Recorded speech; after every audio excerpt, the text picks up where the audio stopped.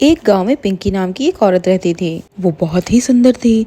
उसके माँ बाप को बस हमेशा उसकी शादी की चिंता रहती। वो बहुत गरीब थे तो दहेज भी नहीं दे सकते थे, इसीलिए कई रिश्ते हाथ से निकल चुके थे। तभी एक दिन माँ कहती है, अजी मुझे तो बस अपनी बेटी नंदनी की शादी की चिंता है। उसकी शादी हो जाए तो मैं गंगा नहा लूं। फिर एक दिन हरिया का पड़ोसी नंदनी के लिए रिश्ता लेकर आता है। अरे हरिया, बहुत ही अच्छी खबर है दोस्त, एक बहुत ही अच्छा रिश्ता आया है बिटिया के लिए। मेरे रिश्तेदार थे वो कल आए थे। उन्होंने नंदनी को देखा और घर जाके अपने माँ बाबा से इच्छा की कि वो उससे शादी करना चाहता है। लड़का बहुत ही होनहार है, तुम तो बस आंख मूंद के शादी कर दो। तभी माँ कहती है, लेकिन भैया हमारे पास तो देने के लिए कुछ भी नहीं है। तो पड़ोसी कहता है, आप चिंता मत करो, लड़के के पापा दहेज के सख्त खिलाफ हैं और लड़का भी। बस लड़के की माँ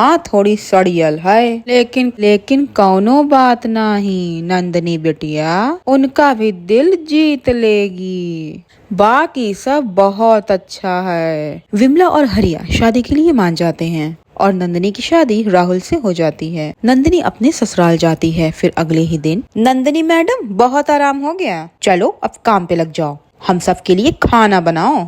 तभी राहुल कहता है, माँ अभी रात में ही शादी हुई है और तुम 6 बजे उठाने आ गई। तभी ससुर जी बोलते हैं, अरे कोकिला, ये क्या कह रही हो? बहू को 2 दिन आराम कर लेने दो। घर में कितने सारे मेहमान हैं, सब कुछ वो अभी अकेले कैसे करेगी? तभी सास कहती है, दोनों चुप रहो और मेरे काम में टांग मत अड़ाओ, मुझे पता है क्या और कैसे करना है। तभी पिंकी कहती है, कोई बात नहीं माँ जी, मैं खाना बना देती हूँ, मुझे कोई दिक्कत नहीं है। फिर पिंकी सुबह सुबह सबके लिए खाना बनाती है और किचन में जाती है। तभी पिंकी राहुल से कहती है, कोई बात नहीं राहुल जी, आप परेशान मत होइए, शादी के बाद तो मुझे ये सब संभालना ही है, तो अभी से क्यों नहीं। तभी कोकिला के चिल्लाने की आवाज आती है, अरे नहीं, बचाओ बचाओ, अरे मर गई मैं, ये बाथरूम में कितने कॉकरोच हो गए, अरे हटाओ इसे, ओहो। एक कॉकरोच कोकिला के शरीर पर चढ़ जाता है। तभी पिंकी आ जाती है और कहती है, अरे माँ जी क्या हुआ,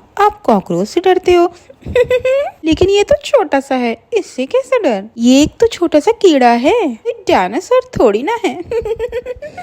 आप तो इससे बहुत ज्यादा डर रही हो। कोकिला की हालत डर के मारे खराब हो जाती है और वो बेहोश होकर गिर जाती है। और वहीं पिंकी बिल्कुल भी नहीं डरती और कॉकरोच को हाथ से पकड़कर बाहर फेंक देती है। पिंकी एक निडर लड़की थी, उसे किसी चीज से डर नहीं लगता था। थोड़ी देर बाद कोकिला को होश आता है। कॉकरोच कहाँ गया? काफी कुछ समझाने के बाद कोकिला नॉर्मल होती है। फिर अगले दिन पिंकी और कोकिला घर का सारा सामान लेने के लिए बाजार जाती हैं। सामान बहुत ज्यादा और भारी होता है तो कोकिला सारा सामान पिंकी को पकड़ा देती है। तभी थक हार कर पिंकी कहती है, अब और नहीं माँ जी, मुझसे ये सब नहीं सहा जा रहा, अब मुझसे नहीं उठाया जा रहा, बहुत भारी है, आप मुझसे ये एक थैला ले लीजिए। तभी कोकिला कहती है, अरे जब तुझ जैसी जवान लड़की से नहीं उठ रहा तो मुझ बुढ़िया से क्या खाक उठेगा। ये सब पेड़ पर बैठी एक चुड़ैल देख और सुन रही होती है। उसे ये सब देखकर बहुत गुस्सा आता है। तभी वो कहती है, अरे ये बुढ़िया भी अपनी बहू पर बहुत अत्याचार कर रही है। तभी कोकिला को उसकी एक सहेली मिल जाती है और वो उससे बातें करने लगती है। और पूजा बेचारी अपने कंधों पर भरे भरे झोले सामान से लिए हुए खड़ी रहती है। तभी पिंकी कहती है, माँ जी अब बहुत देर हो गई है, अब ये सामान मुझसे और नहीं उठाया जा रहा। तभी कोकिला कहती है, ओहो,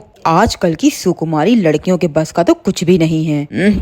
तुम ऐसा करो, तुम घर जाओ, मैं थोड़ी देर में आती हूँ। इतना बोलकर कोकिला अपनी सहेली के साथ चली जाती है। और वहीं दूसरी तरफ पिंकी कहती है, मेरी कंधे और कमर में तो बहुत दर्द हो रहा है, बहुत दुखने लगे हैं ये, इतना सारा सामान घर कैसे लेकर जाऊंगी अकेले। तभी पिंकी पेड़ के नीचे बैठ जाती है और रोने लगती है। तभी उसके सामने चुड़ैल आकर खड़ी हो जाती है और कहती है, क्या हुआ, रो मत तुम। तभी पिंकी घबरा जाती है और कहती है, चुड़ैल नहीं, चुड़ैल, जाओ, कोई बचाओ। तभी चुड़ैल कहती है, अरे अरे चुप हो जाओ, चिल्लाओ मत। मुझे सिर्फ वही देख सकता है जिसे मैं चाहती हूँ, और मैं तुम्हें कोई नुकसान नहीं पहुँचाने आई हूँ। तुम्हारी सास मुझे बहुत बुरी लगी, तुम उसी के कारण रो रही हो ना?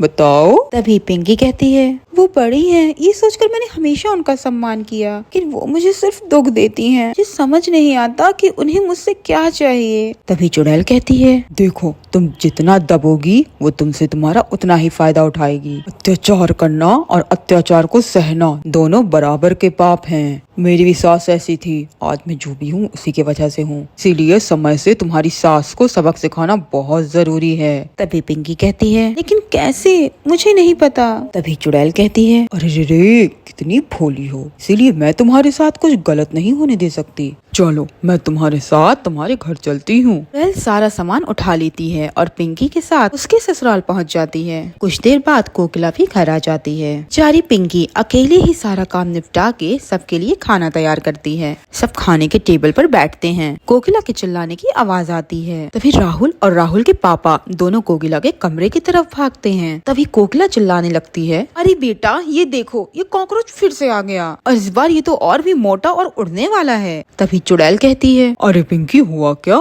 ये तुम्हारी सास इतना चिल्लाई क्यों?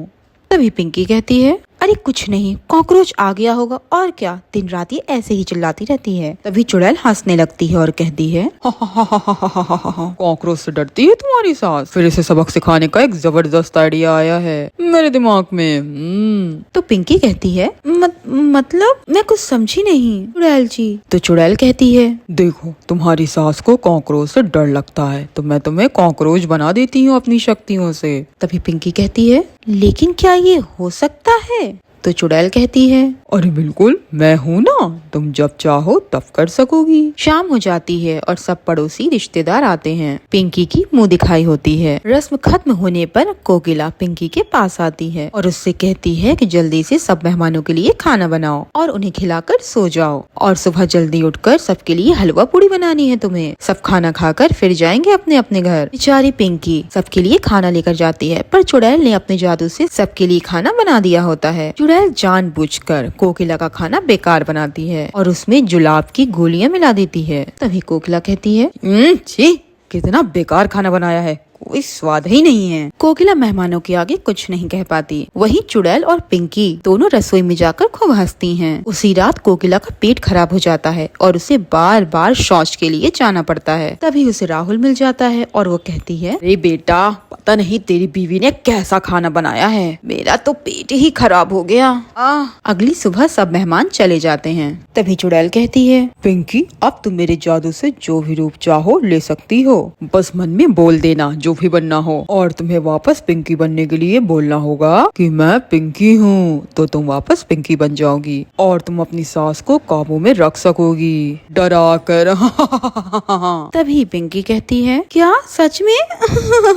पिंकी बहुत खुश हो जाती है। तभी कोकिला आ जाती है और पिंकी को सुनाने लगती है, अरे क्या टाइम पास कर रही है यहाँ, मुझे बहुत भूख लगी है, जा चाय और पकौड़े बना के ला मेरे लिए। अभी पिंकी कहती है, माँ जी मुझे अभी रात का खाना भी बनाना है, ये सब बनाने लगी तो रात का खाना लेट हो जाएगा। कोकिला को पहली बार पिंकी ने ऐसे जवाब दिया तो कोकिला से सहन नहीं हुआ। तभी वो कहने लगी, अरे तेरी इतनी हिम्मत कि तू मेरी बात मानने से मना कर दे, रुक जा, आज तुझे घर में बचाने वाला कोई नहीं है, आज तुझे सबक सिखाती हूँ। कोकिला जाती है और चिमटा गर्म करके ले आती है। तभी पिंकी चिल्लाने लगती है, लेकिन कोकिला उसकी एक नहीं सुनती और उसकी तरफ बढ़ने लगती है। तभी नंदिनी को चुड़ैल की दी हुई शक्ति याद आती है और वो एक बड़ा सा कॉकरोच बन जाती है, जिसका शरीर तो कॉकरोच का होता है लेकिन मुंह चुड़ैल जैसा। वो बहुत ही खतरनाक लग रही होती है और चुड़ैल ये सब देखकर बहुत खुश हो रही होती है। कोकिला चिल्लाने लगती है, अरे नहीं, पिंकी पिंकी तो कॉकरोच बन गई, मेरी बहू कॉकरोच है, अरे नहीं, अरे मैं तो मर गई रे,